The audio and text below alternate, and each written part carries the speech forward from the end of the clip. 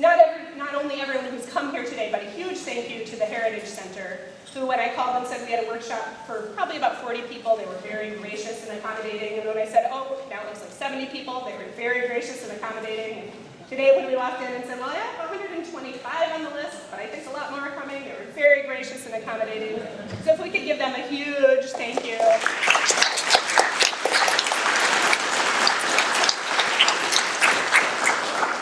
Just for accommodating us for such a lovely space. I said, I don't know if I've ever presented in such a lovely space before, so this is wonderful. Also, the City of St. Joe has been a huge help in promoting this, in getting this going, so a huge thank you to them as well. And Bill and Kathy Hanley were instrumental. Can you guys wave back there?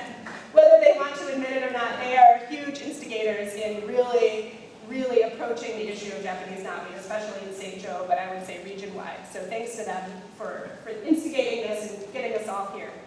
And then the Michigan Invasive Species Grant Program is also providing quite a bit of funding to help us get this going today. So just very briefly, I'm starting to wander already, gotta hold still. So like I said, my name's Erin Fuller. My office is actually in the Van Buren Conservation District, which is in Paw Paw, but the southwest by southwest corner CISMA. I don't want to have to say Cooperative Invasive Species Management Area 40 times, so I'm going to say CISMA. But that's what it stands for. We cover Van Buren, Berrien, and Cass counties here in southwest Michigan. And so what is a CISMA? This is a new project. We've only been going for about 4 months. And it's a partnership of a whole bunch of different organizations that have come together because they care about invasive species and managing invasive species.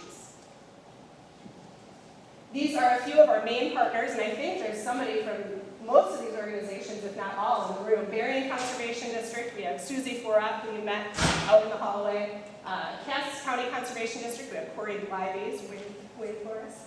Van Buren Conservation District, that's where I'm located, and also Kim Sinclair, who we also met at registration. This is with them. Chickamauga Open Lands, Ryan Postma, over there from Chickamauga. Southwest Michigan Land Conservancy has a crew here. You guys can wave. Stewardship Network, I don't know if anyone made it from there. Paul of Stewardship Network, and Harry there. And then a lot of other partners. As you can see, it's a diverse group of folks that are interested in invasive species and what their impact is to us. Not only people who are concerned with our natural areas, but municipalities, drain commissioners, just a really wide group of folks. So what are we? This is starting out as a 2-year project. Like I said, we've been going for just a few months now. We're still just getting our feet under us. It's funded through the Michigan Invasive Species Grant Program, which is part of the Michigan Department of Natural Resources, Michigan Department of Agriculture and Rural Development, and Michigan Department of Environmental Quality. And they have funded these projects around the state to try to come up with regional approaches to invasive species, thinking that the things that we're concerned with are going to vary across the state. So that's why our region is that farthest southwest corner of Michigan, just those 3 counties. And what we're doing in these 2 years, we're developing outreach and education programs like this here today. We're developing a strategic plan. What are the biggest invasive species threats, and how are we going to deal with them for the long term? Not just the 2 years that we have grant funding for, but what's our long-term plan to deal with these things in our area? And then a small part of our grant is actually doing some treatment on invasive species. We have some key areas, some key natural areas that we're trying to make sure are clear of our target invasive species in this first 2 years of the grant. I think we're going to find we need a lot more money for treatment. And I think the number of people here in this room is a testament to what a big issue Japanese knotweed is here, and that we need significant funding to deal with this. Just a quick rundown. I think most folks are familiar with this, but I know not everyone is, so I want to make sure everyone's on the same page. What is an invasive? It's something that's not from here. It's not native to southwest Michigan, and it causes harm. This is an important part of it. There are a lot of things that are native to here. Tulips aren't native to here, corn isn't native here, but they don't cause harm either to our economy, to our natural areas. So an invasive is something that causes harm or has the potential to cause harm. And they outcompete native species. They don't generally have natural predators that keep them in check, and so they can very easily grow abundantly without any control on their populations. And with our project here, these are the focus species. There are hundreds of invasive species. These are the ones that we initially thought in the grant planning process that we thought were the biggest potential threats in our area that have the biggest potential impact on our economy, on our natural areas. And luckily they're not all here yet, but we're trying to make sure they don't get here. An example is European frogbit that's this guy here. It looks sort of like a water lily. That's not been found in our 3 counties, but it has been found on the east side of the state and now just recently in Grand Rapids. So it's something that could be here. It can really choke out lakes. It can really grow abundantly around lakes and impact swimming and boating and those kinds of things. So keep your eyes open for that.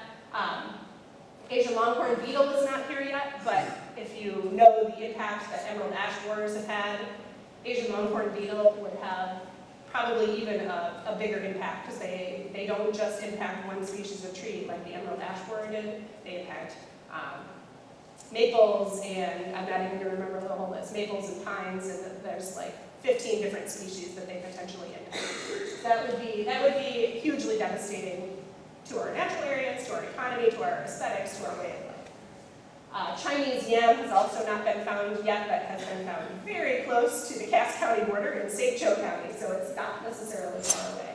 But anyway, these are the things that we are initially focusing on dealing with in our 3 counties. And you'll see our good friend Japanese knotweed is right down there. And I mentioned there's the little sheet in your folders that talks about this Midwest Invasive Species Information Network. I really could use all of your help in scouting out some of those invasive species that were on that list. Especially Japanese knotweed is a big one. There's a great way, this website here, and there's also a phone app, which this talks about. You can put that right on your phone, or anytime you see a patch of Japanese knotweed, you can go to the website and enter in where you are, how much of it you saw, take a picture of it, and that really helps me and the other folks I'm working with go out and find where these problems are. I can't be all over all 3 counties and know where everything is, so all of your eyes out there in the community helping will be very valuable. So take a look at that. There's a wealth of information on this website. There are little training modules if you're not comfortable with identifying these species. Why wouldn't you be? Why wouldn't you know all the ins and outs of the different branching patterns of the bracts and the flower and how many petals each flower has? Very few people know that, and that's totally good.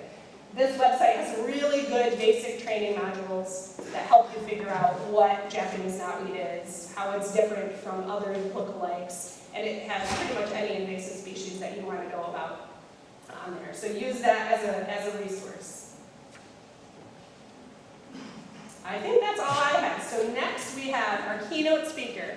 We have Leslie Kuhn here.